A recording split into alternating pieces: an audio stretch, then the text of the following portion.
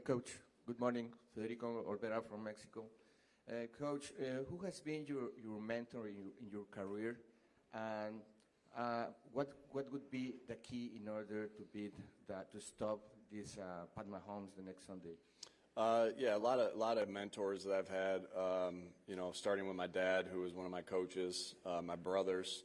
My mom wasn't one of my coaches, but definitely one of my mentors. And then, Larry Karras, Frank Reich, big mentors for me as far as the coaching profession goes. Right side standing up on the outside. Oh, I'm sorry. I didn't answer your second part. We'll have to be to stop Patrick Mahomes. We'll have to be on our game. We'll have to tackle well. We'll have to get off blocks well. We'll have to rush well. Have to be on the same page. He obviously presents a lot of challenges. He's a phenomenal football player and presents a lot of challenges. So we'll have to be at the top of our game. Right side, outside. Ernesto Del Valle from Fox Sports Mexico. The Eagles have a lot of fans in Mexico, and they support a lot you, support Chocon Barkley, Hurts, all the players. Can you give a message for all the people in Mexico that really support you and they're done of the Chiefs, that they're going to win again? Well, thank you for all the support there. That means a lot to us. I know when I was on in media night, somebody gave me, I think from Mexico, gave me a bunch of letters. I haven't looked through them all yet, but we appreciate the support, and thank you to Mexico. We're going to go left side here, outside. Tim? Hey, Tim. And going back to the idea that a lot of players have used the Super Bowl loss as motivation, what's your messaging been this week to, so players can use it, but also are staying within themselves and aren't chasing the past? Yeah, that obviously that makes for a good story. All that, but that's a different team, different time. I think one thing we talk a lot about is embracing adversity and how adversity shapes you into the person that you are. So all our setbacks, including the 2022 end of the season, there we use to help shape us who we are. It's about embracing adversity and growing from all your, not only the good things that happen, but also the bad things that happen. Because again, like I said, that just shapes the person, the player, the coach you are. Right side of the aisle here, second row. Nick, you started off your head coaching career calling plays in 2021. You haven't since then. What about being a head coach is important outside of calling plays, which has allowed you to have success going to 2 Super Bowls in 3 years, being able to oversee the operation and put an emphasis on building a culture? Yeah, there's a lot obviously to do during a game as far as managing a football game, and all the things that go into that, with decisions that go into that, and 2-minute football, 4-minute football, 4th down decisions, everything that it goes there, and so on game day, that's what I'm focused on. As far as during the week and things like that, still go to a lot of different meetings and talk through a lot of the game planning with the offense. But as far as sorry, a little distracted back here. But as far as it's about setting the culture. It's about being able to go to different things, being able to, if a player needs you, to be able to step out of a meeting to be able to meet with that player. There are a lot of different things that go into it. Calling plays is one portion of it that some coaches do and some coaches don't. That's just the mode that I have. Hi, Coach. Will you tell me a little bit about the importance of reacquiring C.J. Gardner-Johnson as part of your secondary, especially in light of his 6 interceptions this season? Yeah, obviously he brings great, the play on the field speaks for itself. He does a phenomenal job. I think he's one of our great tacklers that we have. We got a lot of good tacklers, and he does a great job of setting the tone with how he tackles. Obviously, he gets the ball away he has a special ability to take the football away. I think about the Dallas game, the second time we played Dallas at home this year, and the interception that he makes to put us up 7-0 early on in the game. So he has a special ability there. But what I love about him is his energy, his love for football, his love for his teammates. He's got unlimited amount of energy. and that's contagious. You get around him and you can't have a bad day. He's going to make sure that you're up and ready to go for practice. Through the different ways that he does it. Love having him back on this football team. He's been a major part of our success and why we're here right now. Front row right, the green shirt. Hey, Coach, you've had the privilege of working with a lot of great athletes over your career.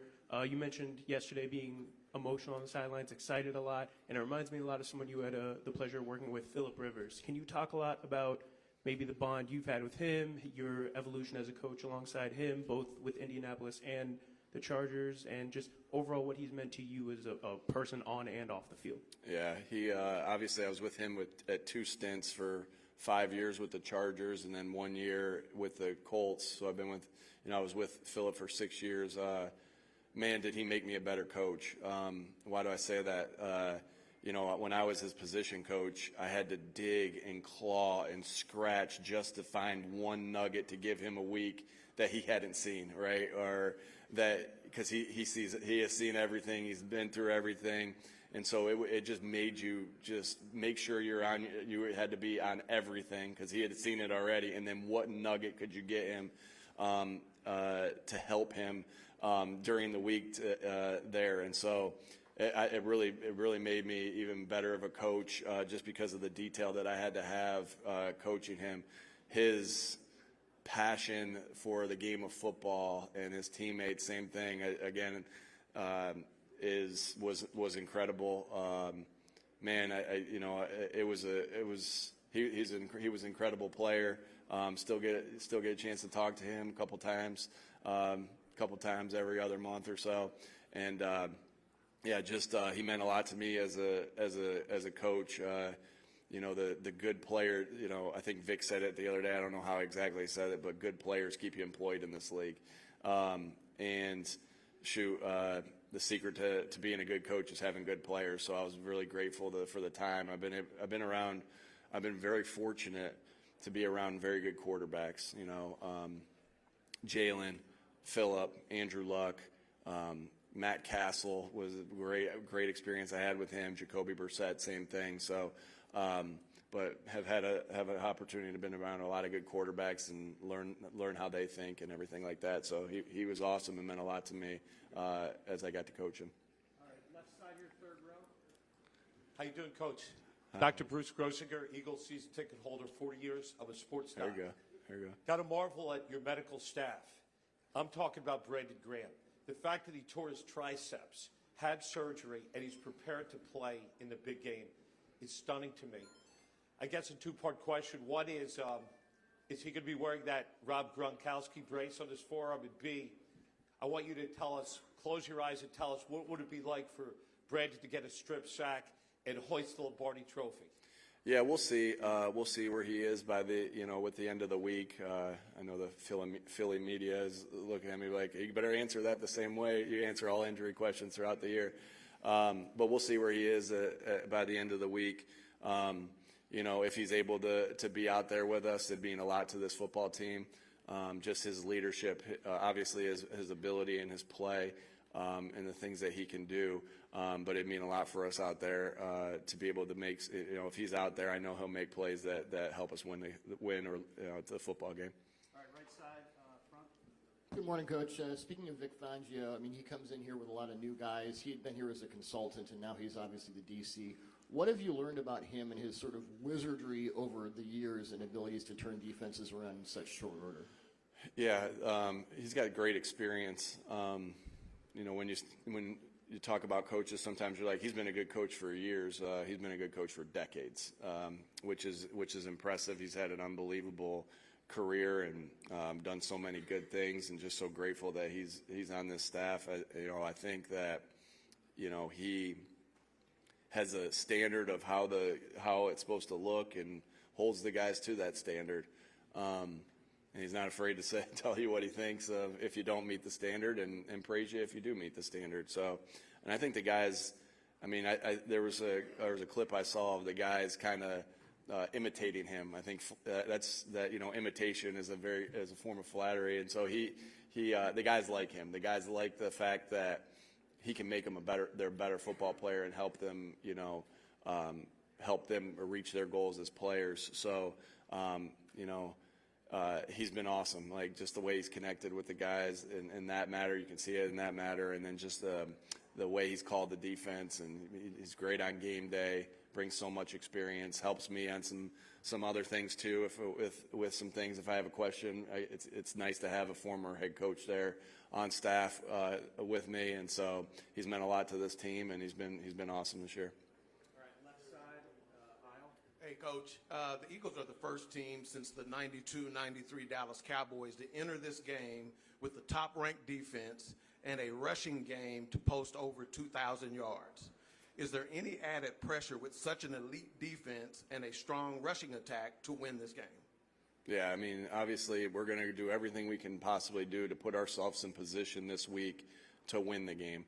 That means the way we prep, the way we prepare. There's always pressure in this game. Like, have you been to Philly? I tell a story sometimes about one of my first games there as the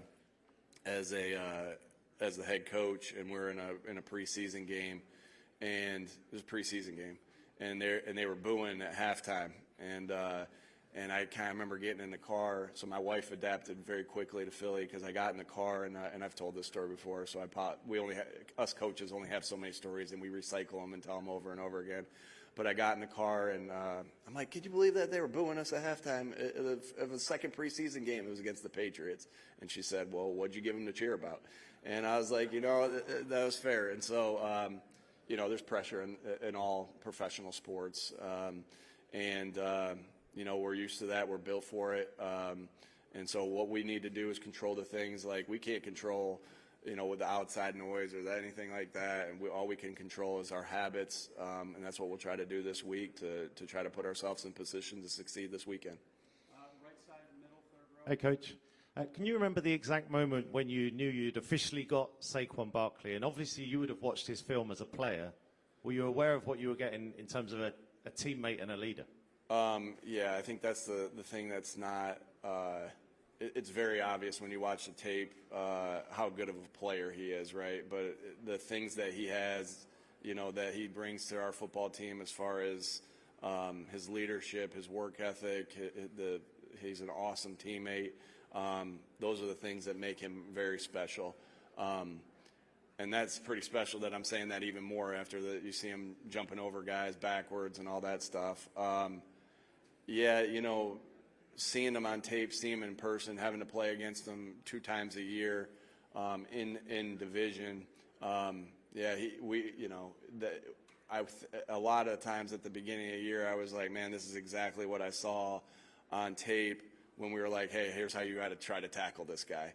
Because I remember just how many times he was on the Wednesday morning, hey, get ready for the opponent tape, like, hey, you got to make sure you close the space. You got all the things that we talk about with tackling was really emphasized with him, and it's awesome. He's an awesome teammate, awesome person. I can't say enough good things. I could spend the rest of this press conference talking about, what Saquon's meant to this football team and not even talk about anything on the field. Left side, third row over here. Hi, Coach. I'm wondering if you can talk a little bit about Jordan Davis's impact this season, both his impact and his growth. Yeah,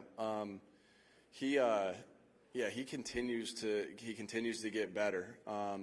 He's been in great shape all season, and I think that's why you see him continuing to get better.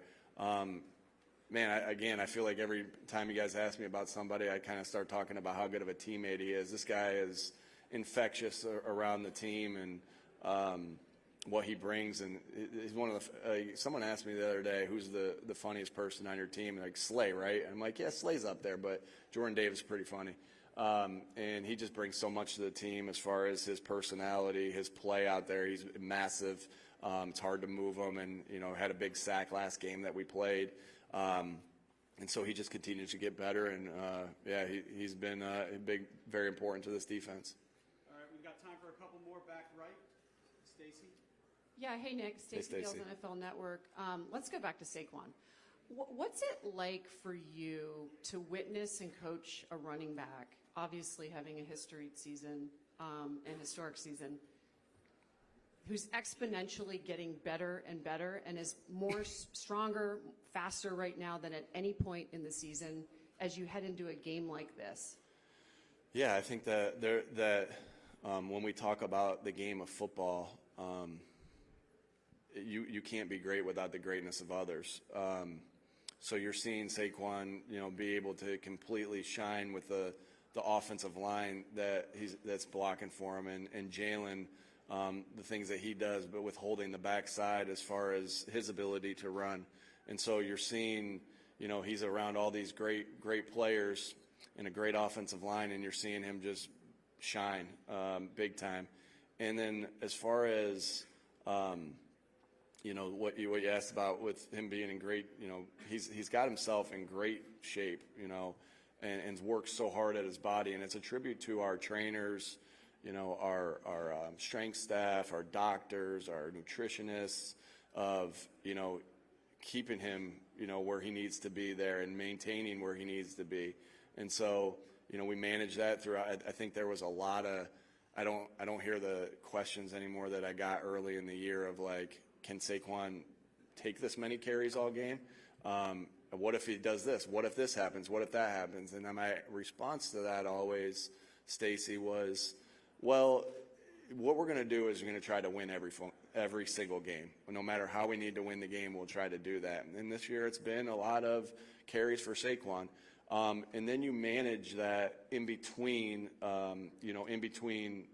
games, right? So maybe he has a Wednesday that's not quite as, not quite as rigorous for him, or Thursday or Friday, and you manage it there. And so just again, great efforts, obviously first and foremost by Saquon himself to have his body, firing like it is right now, and then also all the people that go involved in it. Again, this game's awesome, and you can't be great without the greatness of others, and that speaks in every aspect of the organization. And that's how we think, and that's why I think you see our football team. When you talk to our football team, hopefully you guys are seeing this, because I see it very clearly. They're just talking about how much they mean to each other. Everybody means to each other, and I think that's the secret to good teams, is they don't want to let each other down. All right, last one here is Zach on the left. As a follow-up to that, Nick, the phrase "can't be great without the greatness of others," you said it to us just about every day, but you didn't start saying it until late September. Is there a story or a background behind that phrase, and how have you seen it resonate with the guys? I mean, I think at the end of the day, it's just the truths of football. Truths of football. We talk about tough, detailed together an awful lot. And if I said to just a group of people that didn't even know anything about football, hey, the toughest team's going to win. Well, yeah. Hey, the most detailed team making the fewest mistakes is going to win. Yeah, okay, makes sense. Hey, the most together team in this awesome team sport is gonna have the best chance to win. And those are all the truths of football. So it's just, at this point of the year, I don't have any new coaching points for them, right? It's not like I saved something for this moment. Like, we just keep going back to the truths of football. And one of the major truths of football is I can't be great without the greatness of others. That applies so much in this game. It's the best team sport there is. There's no other team sport like it. And you need the success and everyone doing their job. As Jalen says, everyone checking their box if you're going to be successful as a football team. It can't be one guy does it, another guy doesn't do it. That doesn't work. It's 11 people working as one, 11 people checking their box, 11 people knowing that they can't be great without the greatness of others. All right, thanks, Coach. All right, thanks. Thank you, folks.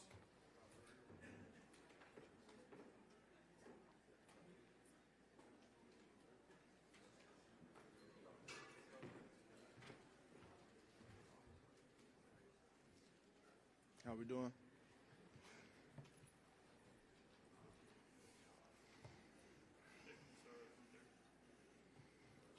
Jalen, over here to your right, I want to ask you about A.J. Brown, who had a very good game in the Super Bowl, right over here. Had a big game in the Super Bowl a couple of years ago.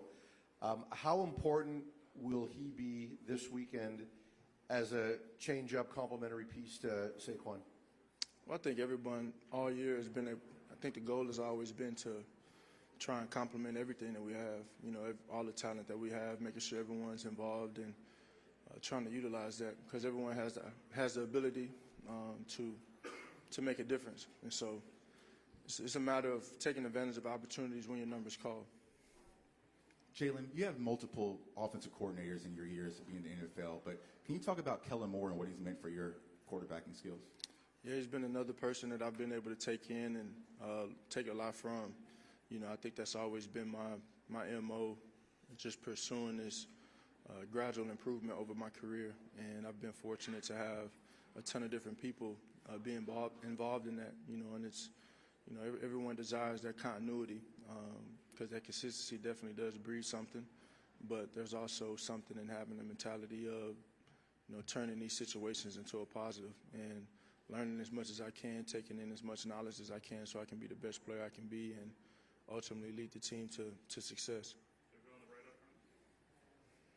What's going on, buddy? How you doing? Yes, sir. Good to see you, Jalen. Same here. AP Stidham, AP as we see it. Jalen, you've been in big games, Super Bowl. What are some things you try to tell teammates for this is their first time? And then what would you like to say to the Eagles fans before this game?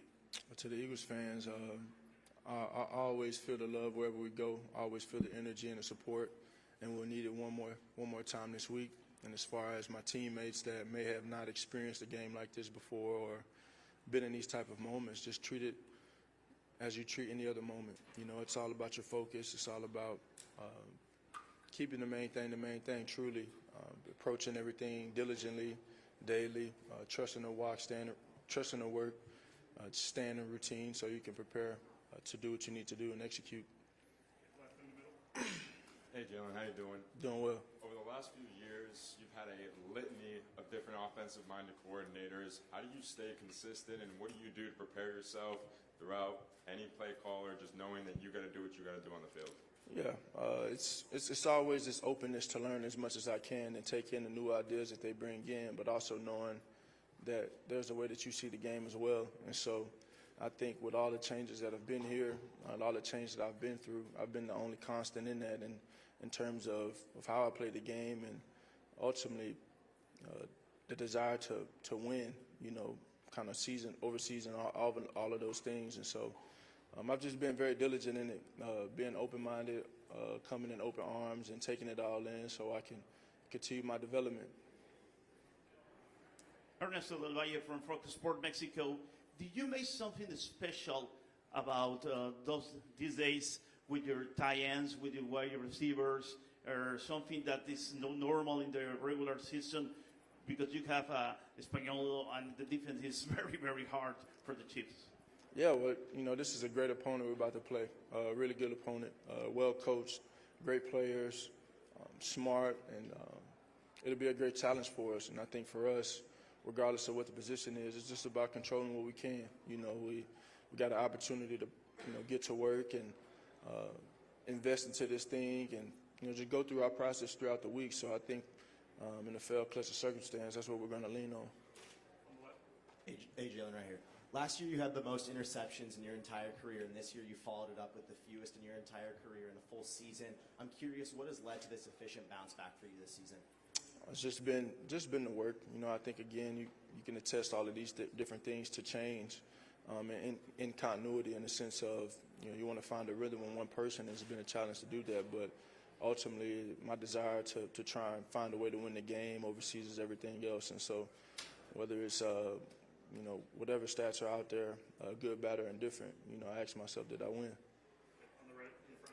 Hi, Jalen. Hey, how you doing? I'm Shadana with AP As We See It and D-Love Sports. So you've definitely been an advocate for women, and you have a women-led supporting cast. How important is that for moments like this? I think it's huge. I think it's monumental, you know, and I think in many ways it bridges that gap, you know, and when I made those decisions to have a female-led team, I definitely wasn't thinking about being a trendsetter or trying to make this big drastic change in the world of business, but ultimately I just looked at individuals that I trusted and I had a lot of confidence in, and I knew that they stood on business in terms of what they were asked to do. And so it's cool to be able to pave a new lane in that as I walk through my journey in my career, and all of that is, you know, a testament to their hard work and how they show up. So keep on rewriting history with that. Thank you. How you doing, Jalen? After falling just short in Super Bowl 57 a couple years ago, I'm sure your main focus was just trying to get back to another Super Bowl, period. But between then and now, was there ever a hope that it would be the Chiefs that you would see again, just to try to kind of get one back? No, you work really hard for those opportunities, and regardless of who the opponent is, you want to take advantage of that moment. Hey, Jalen, some of your offensive teammates say they like it when people doubt you out there because you take your game to the next level.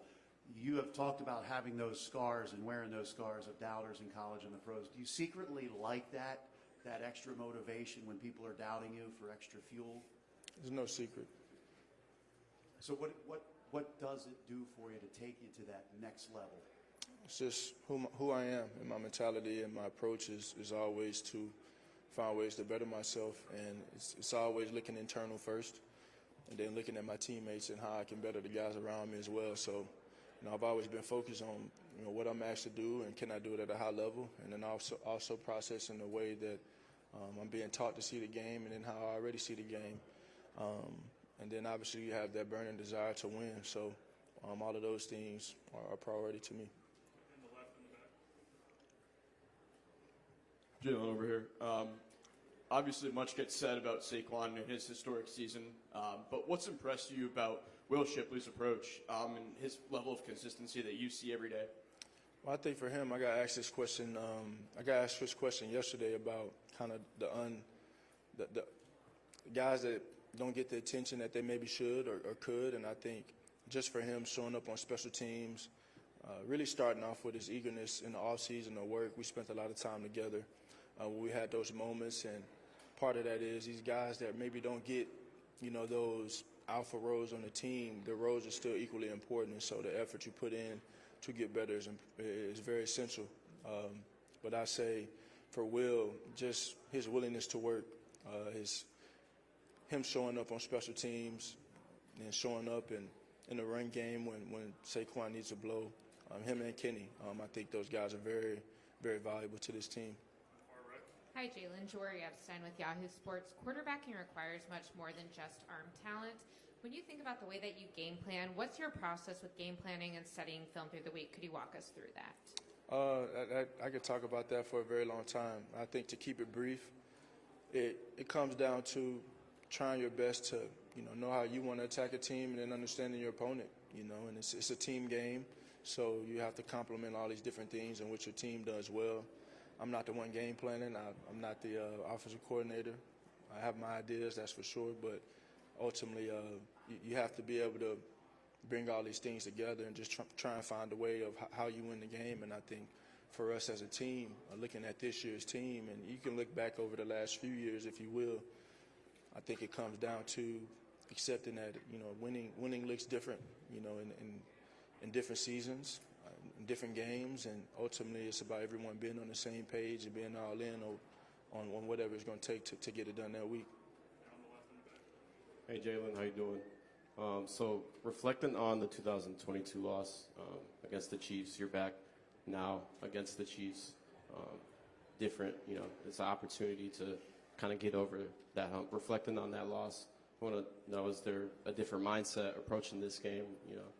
What's that approach look like? I think the approach is always to go out there and find a way to win. It's always been the approach, and when you have an opponent like that, when you're playing them, you give them the utmost respect, but you want to make it about what you do and go out there and just execute.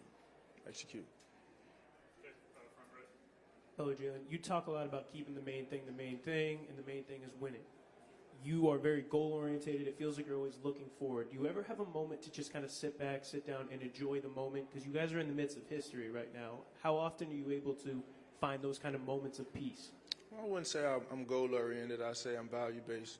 It's about the values. It's about the character you have. It's about the daily things that you do. And so I've always tried to base myself in a strong foundation of, being determined and having a good work ethic and put forth an effort to achieve whatever it is that I envision for myself. And so you have opportunities to smell the roses when it's all said and done. You sacrifice so much and you put a lot of work in for this, and the fun for me comes in winning. the fun for me comes in achieving the success that I've set out to achieve. All right, Jalen, you guys have been able to make some really explosive plays early in the games, last couple of games. So how has that been able to come together for you guys? Do you just see the matchups, and how are you able to exploit those? Just kind of come, it's just kind of come. I think Kellen's done a really good job of putting us in positions early in the game to set it off, and I think bigger, even more importantly, the players have executed it very well. O-line has, gotten after it, put us in good positions to find lanes, and Saquon, making a way out of what he made happen last week on the first play. Those are very impressive themes by the players. Take two more questions. We'll go in the right here. Hi, Jalen. How you doing? It's August from WVN Sports in Boston. A lot of noise this week so far surrounding the Chiefs going for the three-peat. What are some personal things that you're doing to stay locked in before the game this Sunday? I'm just going through the regular routine I've always gone through, going through my process, and just taking it a day at a time. That's always what it's been, and that's what it will be. Okay, then we'll do the last one on the left here. Hey, Jalen. Yeah, down here. What's going on? Hey, man, how you doing? Doing well. I've been talking to a bunch of guys, man, just around the league and, this past week about just family and their support system. If you had an opportunity to give them, whoever that may be, their flowers, what would you tell them? Well, I say thank you. Thank you for the support. To Bree, the missus, thank you for the support. Thank you for the love. And thank you for being the rock that I can lean on. Thank you.